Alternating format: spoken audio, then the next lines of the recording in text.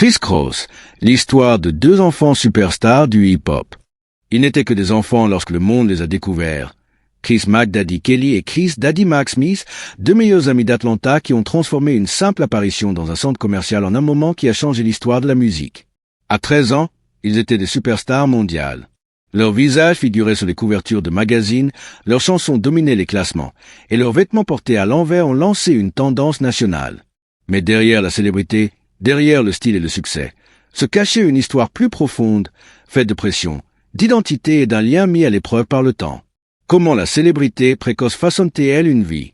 Et que se passe-t-il lorsque les applaudissements s'éteignent mais que les attentes persistent? Les réponses se trouvent dans une histoire à la fois inspirante et bouleversante, une amitié qui a déclenché une révolution culturelle. Une amitié née à Atlanta. Dans la ville vibrante d'Atlanta, en Géorgie, un lieu animé par la musique, la créativité et la fierté culturelle, une amitié se formait discrètement dans une salle de classe. James Christopher Kelly et Christopher Smith, tous deux nés à la fin des années 1970, se sont rencontrés en première année et sont rapidement devenus inséparables. Ils n'étaient pas seulement de meilleurs amis, ils étaient des âmes sœurs, ayant grandi dans les mêmes quartiers, fréquenté les mêmes écoles et partagé les mêmes rêves. Leur lien était inébranlable, bien avant que l'un ou l'autre n'imagine monter sur scène. Leur chemin vers la célébrité ne commença pas par de l'ambition, mais par une coïncidence. En 1990, alors que les garçons n'avaient que 11 et 12 ans, ils traînaient au centre commercial Greenbrier d'Atlanta, un lieu de rencontre populaire. C'est là qu'ils attirèrent l'attention de Jermaine Dupri, un jeune producteur ambitieux aux yeux perçants, qui faisait déjà parler de lui comme danseur pour Houdini. Dupri ne cherchait pas de talent ce jour-là, mais quelque chose dans leur attitude, leur confiance ludique, leur sens de la mode, leur complicité, l'arrêta net.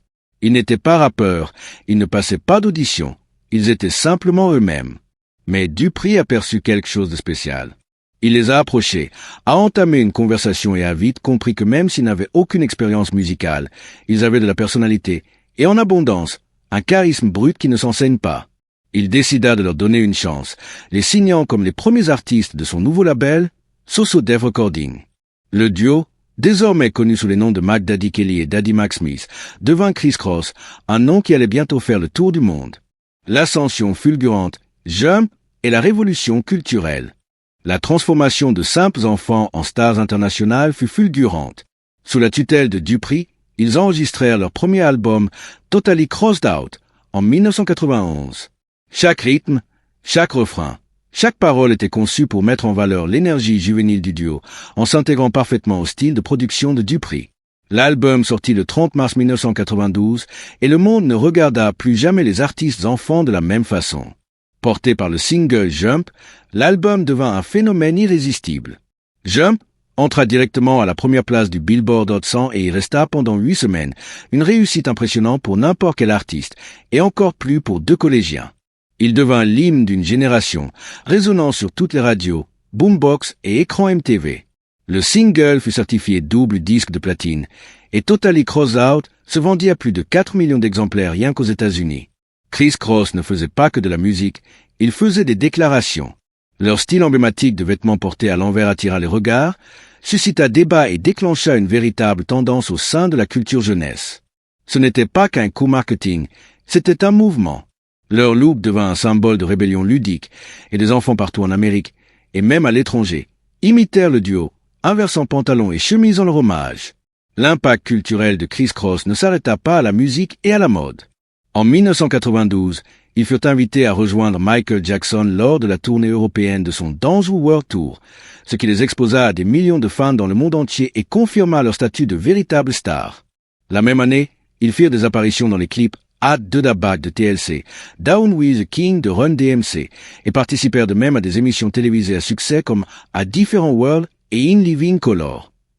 Ils n'étaient plus simplement deux garçons d'Atlanta, ils étaient devenus des icônes mondiales. Au-delà des projecteurs, célébrité, pression et évolution.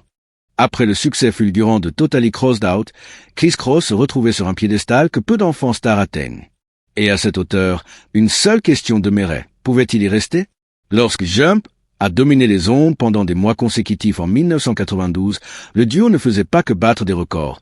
Il redéfinissait ce qui était possible pour les enfants dans le hip-hop. Mais le succès, surtout à un si jeune âge, a un prix, et pour Chris Kelly et Chris Smith, ce prix allait devenir de plus en plus évident au fil des années. En 1993, à peine adolescents, ils sortent leur deuxième album, Da Bomb. La musique est plus brute, les paroles plus affirmées et l'attitude clairement plus mature. L'énergie ludique qui définissait Jump a laissé place à une volonté consciente de grandir, à la fois sur le plan musical et personnel. Le single principal All Right, avec la légende du reggae superka, laissait entrevoir une identité plus affirmée. Un autre morceau, I'm Real, répondait aux critiques de l'industrie, réfutant l'idée que Chris Cross n'était qu'un produit fabriqué par Jermaine Dupri. Malgré ce virage stylistique marqué, Da Bomb est certifié disque de platine, un exploit rare pour un deuxième album, surtout pour des artistes devenus célèbres avant même l'adolescence. Mais même si l'album rencontre un succès commercial, il devient évident que le public n'est pas prêt à voir Chris Cross autrement que comme les enfants en vêtements retournés. Leur look emblématique, autrefois célébré pour son originalité, commence à devenir un fardeau. Il est de plus en plus perçu comme un simple coup marketing plutôt qu'un véritable choix stylistique, et les garçons commencent à l'abandonner, aussi bien dans leur apparence que dans leur attitude. Leurs voix, autrefois aiguës et juvéniles, se sont transformées. Leurs textes, auparavant innocents et accrocheurs, abordent désormais des thèmes comme l'identité, la célébrité et la frustration. Le charme qui les avait propulsés vers les sommets est toujours là, mais désormais en lutte contre le poids des attentes et la nécessité de se réinventer. Au milieu de cette transition, le duo enregistre une réponse chargée de piques envers d'autres groupes adolescents, dont Another Bad Creation et Youngsta.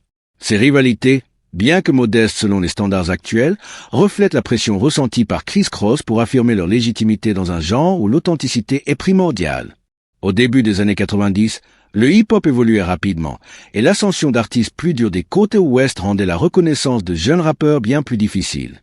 Ce qui avait initialement fait de Chris Cross un groupe attachant, leur jeunesse devenait désormais leur principal obstacle.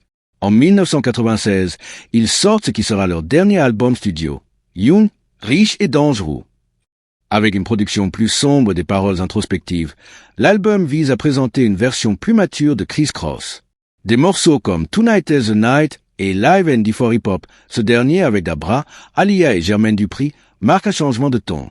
Le duo y rappe la lutte, la résilience et la fidélité à soi-même, des thèmes très éloignés de l'innocence joyeuse de leur début. Malgré des critiques positives et une certification disque d'or, Young, Riche et Dangereux n'enflamment pas les classements comme leurs œuvres précédentes. Ils marquent la fin discrète d'une ascension fulgurante. Alors que le monde du hip-hop se tourne vers de nouvelles voix et de nouveaux sons, des artistes comme Nas, The Notorious B.I.G. et Tupac Shakur redessinent le paysage avec un réalisme cru et une profondeur lyrique. Le ton du genre a changé. Et Chris Cross, malgré tous leurs efforts, se retrouve peu à peu en marre de la culture qu'ils avaient pourtant contribué à définir. Après la musique, réinvention et réflexion. Lorsque les projecteurs se sont éteints et que les foules en délire se sont tues, Chris Kelly et Chris Smith ont été confrontés à une réalité pour laquelle très peu d'anciens enfants stars sont préparés. Une vie sans célébrité. Après des années de succès en tête des classements, de tournées mondiales et d'attention médiatique, les garçons qui avaient jadis marqué une génération ont dû faire la transition vers l'âge adulte, principalement en dehors de la lumière. Ce n'était pas simplement un changement de carrière, c'était une véritable reconstruction identitaire. Pendant si longtemps, ils avaient été connus comme Chris Cross, mais une fois les applaudissements dissipés, la question est devenue, qui étaient Chris Kelly et Chris Smith sans les vêtements à l'envers et les beats emblématiques? Les deux artistes sont discrètement retournés à Atlanta et ont repris leurs études, s'inscrivant à la Woodward Academy, une école préparatoire réputée située à College Park, en Géorgie. Leur retour à une vie ordinaire n'avait rien de glamour, mais il était nécessaire. Kelly, le plus réservé des deux, s'est passionné pour la production et l'ingénierie audio. Il a fondé son propre label, ses Connexions Records, dans l'espoir de transmettre son expérience à de jeunes artistes et de rester connecté à la musique dans une perspective plus discrète. Kelly ne recherchait plus la lumière, il voulait désormais la créer pour les autres. Smith, quant à lui, a suivi une voie plus entrepreneuriale. Il a étudié le marketing et la gestion, puis a lancé One Life Entertainment Inc., une entreprise qui lui permettait de rester lié à l'industrie du divertissement, mais selon ses propres termes. Au fil du temps, il a élargi ses intérêts à la mode et à l'art, devenant un créatif multidisciplinaire. Si Chris Cross les avait propulsés au sommet de la célébrité des années 90, les deux hommes tentaient désormais de construire quelque chose de personnel, non plus en duo, mais chacun de son côté. Malgré les chemins différents qu'ils ont empruntés, le lien entre Kelly et Smith est resté intact. Ils se connaissaient depuis la première année, ils avaient construit ensemble quelque chose que seuls eux pouvaient vraiment comprendre. Même en menant des vies indépendantes, leur amitié a résisté à l'épreuve du temps et de la distance. Ils sont restés en contact, collaborant occasionnellement ou se remémorant leur parcours commun. Le retour et la tragédie, la disparition de Chris Kelly. Puis 2013, le 20e anniversaire de So So Def Recording. Jermaine Dupri a organisé un concert de retrouvailles au Fox Theatre d'Atlanta pour célébrer le label qui avait lancé tant de carrière. Et parmi les invités spéciaux, Chris Cross est remonté sur scène. C'était leur première performance majeure depuis plus de 10 ans. La foule a explosé d'émotion. Les fans, anciens comme nouveaux, ont dansé, crié et chanté avec eux alors que Kelly et Smith retrouvaient l'énergie de leur jeunesse avec intensité. La performance fut électrique, nostalgique et profondément émouvante. Le temps d'une soirée, Chris Cross n'était pas un souvenir. Ils étaient bien vivants, vibrants et reprenaient leur place dans l'histoire du hip-hop. Mais derrière ce retour triomphal se cachait une réalité bien plus complexe. Chris Kelly avait passé une grande partie de sa vie adulte à essayer de s'adapter à un monde où la célébrité qu'il avait autrefois définie avait pratiquement disparu. Après des années à se produire devant des salles combles et sur des scènes mondiales, Kelly devait désormais affronter la vie loin des projecteurs, faisant face à des défis que peu peuvent imaginer. Être un ancien enfant star s'accompagne d'un poids invisible, un poids qui ne disparaît pas simplement parce que les caméras s'éteignent. Il devait affronter la crise identitaire qui si souvent la célébrité précoce. Qui était-il sans les applaudissements, sans les fans, sans le rythme imposé par la scène? Comme beaucoup d'artistes devenus célèbres trop jeunes, Kelly a eu du mal à faire la transition vers une vie adulte ordinaire. Après ses études à la Woodward Academy, il a tenté de se réinventer, étudiant l'ingénierie du son et fondant son propre label, ses Connexions Records.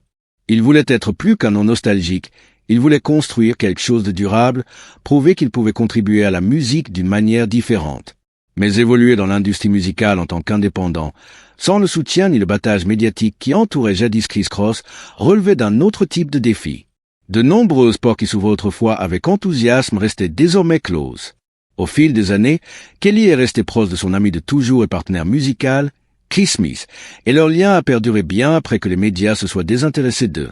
Pourtant, même avec cette base solide d'amitié, le poids émotionnel d'une célébrité éphémère et la difficulté à trouver sa place dans une industrie musicale en constante évolution persistaient. Il y eut quelques apparitions publiques, des interviews et de longues périodes de silence où il semblait se retirer du monde. Il parlait rarement en profondeur de ce qu'il ressentait, mais ceux qui lui étaient proches savaient les luttes intérieures qu'il menait. La pression de vivre à la hauteur d'un héritage précoce, l'incertitude quant à sa place dans un monde musical qui changeait rapidement, et le désir profond d'être reconnu pour plus qu'un simple tube de jeunesse. La perte qui a bouleversé une génération de fans. Le 1er mai 2013, une date qui a bouleversé la communauté hip-hop et transpercé le cœur de millions de personnes qui avaient autrefois dansé au rythme entraînant de Jump. Ce jour-là, Chris Kelly, connu dans le monde entier sous le nom de Mac Daddy, a été déclaré mort à seulement 34 ans. La nouvelle semblait irréelle. Pour toute une génération ayant grandi avec Chris Cross, c'était comme perdre une part de son enfance, comme si la bande-son de votre jeunesse était soudainement tue. Les circonstances entourant la mort de Kelly étaient tragiques, mais peut-être pas entièrement surprenantes pour ses proches. Selon un rapport officiel du bureau du médecin légiste du comté de Fulton, Kelly est décédé d'une overdose liée à une combinaison de drogues. Sa mère, Donna Kelly Pratt, et son oncle, Lamar Williams, ont tous deux confirmé que Chris luttait depuis longtemps contre une dépendance et que, dans les derniers jours précédant sa mort, il avait de nouveau essayé de s'en sortir. Des documents de police ont révélé que Kelly avait été retrouvé inconscient à son domicile d'Atlanta et transporté d'urgence au campus sud de l'Atlanta Medical Center. Malgré les efforts pour le ranimer, il a été déclaré mort peu après 17 heures. La veille, il avait filmé une vidéo bouleversante de lui-même en train de rapper, une performance brute et solitaire, enregistrée chez lui, entourée des signes du chaos. Dans cette vidéo, ses paroles faisaient allusion à la mort, à l'obscurité et au désespoir. Il était désorienté, hors rythme, murmurant des phrases sur une pièce remplie de cadavres. Visionné à la lumière de ce qui allait suivre, la séquence est glaçante. Ce n'était pas juste une performance, c'était un appel à l'aide. Les hommages ont afflué du monde entier de la musique. Jermaine Dupri, qui avait découvert Kelly et lancé Chris Cross vers la célébrité, a publié une lettre ouverte émotive sur Twitter. Pour le monde, il était Mac Daddy a écrit Dupri. Mais pour moi, il était un fils que je n'ai jamais eu. J'ai passé plus de temps avec Chris et Chris qu'avec presque n'importe qui d'autre dans ma vie. Sa douleur était palpable, Il n'a pas seulement perdu un artiste, il a perdu un membre de sa famille. Chris Kelly n'était pas juste un autre nom tragique dans l'actualité. Il était une star enfant adorée et un pionnier du hip-hop jeunesse dont l'ascension fulgurante cachait une lutte intérieure que peu ont réellement vue. Chris Smith, l'autre moitié de Chris Cross et meilleur ami de Kelly depuis toujours, était anéanti. Dans sa déclaration à la presse, Smith a déclaré « Chris Kelly était mon meilleur ami. C'était comme un frère. Je l'aime et il va énormément me manquer. Notre amitié a commencé quand nous étions en première année. Nous avons grandi ensemble. Ce fut une bénédiction de connaître le succès, de voyager dans le monde entier et d'avoir pu divertir les fans de Chris Cross avec mon meilleur ami. » Ces mots étaient empreints de douleur, mais aussi d'une profonde gratitude pour le lien qu'ils avaient partagé, un lien forgé dans l'enfance et mis à l'épreuve par la célébrité. La réaction des fans n'a pas été moins émotive. Les réseaux sociaux se sont illuminés d'hommages. Les fans ont partagé des photos, des souvenirs, des clips musicaux et raconté des anecdotes de balles de collège, de concours de talent et de la première fois où ils ont vu Chris Cross sur MTV. Des artistes de tous horizons ont rendu hommage, beaucoup citant Chris Cross comme leur porte d'entrée dans le hip-hop. L'influence du duo était indéniable, non seulement en termes de vente, mais aussi dans la manière dont ils ont inspiré toute une génération à croire que la jeunesse n'était pas une faiblesse dans la musique, mais une force.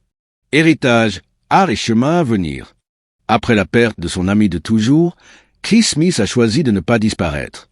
Il a plutôt transformé son chagrin en créativité, lançant Urban Cross, une marque d'art et de lifestyle basée à Atlanta. Bien plus qu'une entreprise, c'est devenu un exutoire pour ses émotions, son art et son espoir. À travers Urban Cross, Smith a créé de la mode, des œuvres et des expériences qui reflétaient non seulement qui il était, mais aussi l'héritage qu'il avait construit avec Kelly. Smith est également revenu dans le monde de la musique à sa manière. En 2023, 10 ans après le décès de Kelly, il a sorti son premier album solo, Smith Volume 1. C'était une déclaration non seulement de résilience, mais aussi de renaissance. Le projet, composé de ses titres originaux, marquait le début d'une nouvelle ère. Bien qu'il ne puisse jamais remplacer la magie de Chris Cross, il rappelait aux fans que le parcours de Smith n'était pas terminé. Il était toujours là, toujours en création, toujours fidèle à son passé, tout en construisant quelque chose de nouveau. Dans ses interviews, Smith s'est montré ouvert sur ses luttes, sa guérison et ses espoirs. La perte de Chris Kelly restera toujours en lui, gravée dans son âme et son histoire. Mais au lieu d'en être consumé, il l'utilise pour inspirer les autres à continuer à créer, à chérir chaque instant. C'est une forme d'hommage discrète mais puissante, non seulement à son meilleur ami, mais aussi à tous les jeunes artistes qui se sont un jour perdus. Chris Cross a peut-être disparu des classements, mais jamais de nos cœurs. Leur ascension fut spectaculaire, leur chute déchirante et leur héritage impérissable. Dans les beats de Jump, dans les souvenirs des fans et dans le travail continu de Chris Smith, l'esprit de Chris Cross vit. Ils ont dominé les classements, inspiré une génération et marqué l'histoire avant même d'avoir l'âge de conduire. Mais derrière les vêtements portés à l'envers et les refrains inoubliables se cachait une réalité bien plus fragile. Et vous, quel est votre souvenir le plus marquant de Chris Cross? Avez-vous déjà porté vos vêtements à l'envers ou dansé sur Jump comme nous tous? Partagez vos histoires dans les commentaires. Vos souvenirs font partie de leur héritage. Si cette vidéo vous a touché, n'oubliez pas de liker, de vous abonner et d'activer la cloche pour ne rien manquer des histoires qui ont façonné la musique et marqué une génération. À très bientôt pour de nouvelles révélations.